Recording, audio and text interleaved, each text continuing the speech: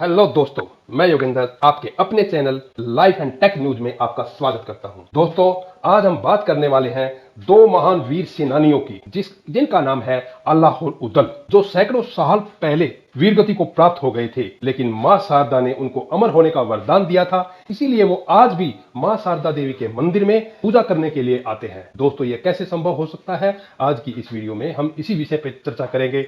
दोस्तों, वीडियो बड़ी मजेदार होने वाली है, इस वीडियो को लास्ट तक देखना और आपके अपने चैनल को सब्सक्राइब अवश्य करना। दोस्तों, अल्लाह और उदल दो भाई थे। ये बुंदेलखंड के महोबा के वीर योद्धा और परमार के सामंत थे। कालिंजर के राजा परमार के दरबार में जगनिक नामक उसमें इन वीरों की गाथा वर्णित है। इस ग्रंथ में दो वीरों की 52 लड़ाइयों का रोमांचकारी वर्णन दिया गया है। दोस्तों, आखिरी लड़ाई उन्होंने पृथ्वीराज चौहान के साथ लड़ी थी। मां शारदा माई के भगत अल्लाह आज भी करते हैं मां की पूजा और आरती। एक कवि ने आल्हा खंड नामक एक काव्य रचा था। जो इस पर विश्वास नहीं करता वे अपनी आंखों से वहां जाकर के ये सब देख सकते हैं। दोस्तों, आल्हा खंड में यह गाया जाता है कि दोनों भाइयों का युद्ध दिल्ली के तत्कालीन शासक पृथ्वीराज चौहान से हुआ था। पृथ्वीराज चौहान को युद्ध में हारना पड़ा था, लेकिन इसके पश्चात आल्हा के मन में वैराग्य जीवन आ गया और उन्होंने राजपाट को त्याग करके वैराग्य जीवन अपना लिया था। अल्लाह के वैराग्य जीवन अपनाने के पीछे भी एक कारण है दोस्तों, जो हम आगे बताएंगे। दोस्तों, मान्यता है कि मां के परम भगत अल्लाह को मां शारदा का आशीर्वाद प्राप्त था, लिहाजा पृथ्वीराज चौहान की सेना को पीछे हटना पड़ा था और मां के आदेशानुसार अल्लाह ने अपने सारे हथियार शारदा मंदिर पर चढ़ाकर नोक टेढ़ी कर दी थी, जिसे आज तक कोई भी सीधा नहीं कर पाया है। दोस्तों, मंदिर परिसर में ही तमाम ऐतिहासिक महत्व के अवशेष अभी भी अल्लाह व पृथ्वीराज चौहान की जंग की गवाही देते हैं।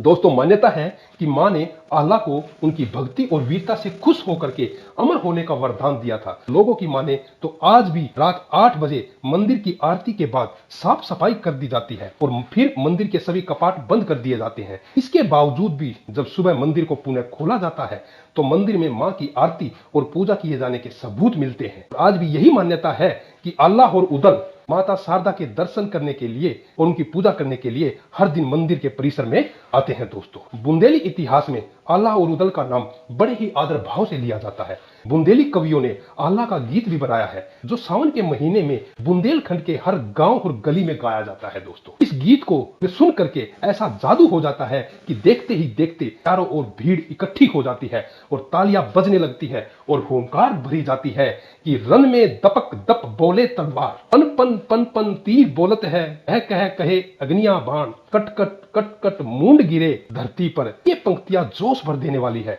और इस गायकी को अल्लाह कहा जाता है। दोस्त, ये गीत सुनकर के देश पर बलिदान हो जाने की इच्छा बलवती हो जाती है। कहते हैं कि इन गीतों के गायक अल्लाह और उदल ने अपना सब कुछ मातृभूमि को अर्पित कर दिया था। उनका प्रण था कि दुश्मन के हाथ देश की एक अंगुल धरती नहीं जाने देंगे। यानी वो कहते थे कि एक अंगुली धरती न देहब, चाहे प्राण चली जाए। यानी वो कहते थे कि हमारे प्राण चले जाए पर हम एक अंगुल धरती भी दुश्मन को नहीं देंगे। दोस्तों, अल्लाह और उदल बहुत बड़े वीर हुए हैं दोस्तों, जिन्होंने कभी पराजय नहीं झेली। दोस्तों, उन्होंने 52 लड़ाइयां लड़ी है और 52 की 52 लड़ाइयां दोस्तों जीती है। दोस्तों, मैंने पीछे जिक्र किया था अल्लाह ने वैराग्य जीवन अपना लिया था। अल्लाह के वैराग्य जीवन अपनाने के पीछे भी एक कहानी है। दोस्तों, कहानी ये है कि अल्लाह और उदल का जब पृथ्वीराज चौहान के साथ युद्ध हुआ तो युद्ध में लड़ते लड़ते उदल जब पृथ्वीराज चौहान के सामने पहुंच गया लड़ने के लिए, तो पृथ्वीराज चौहान के सेना नायक चामुंडा ने पीछे से आकर के उदल पर वार किया था, जिसके कारण उदल वीरगति को प्राप्त हो गए थे। परंतु जब जैसे ही अल्लाह को इस बात का पता चला तो अल्लाह क्रोध से भर गया था और भूखे शेर की तरह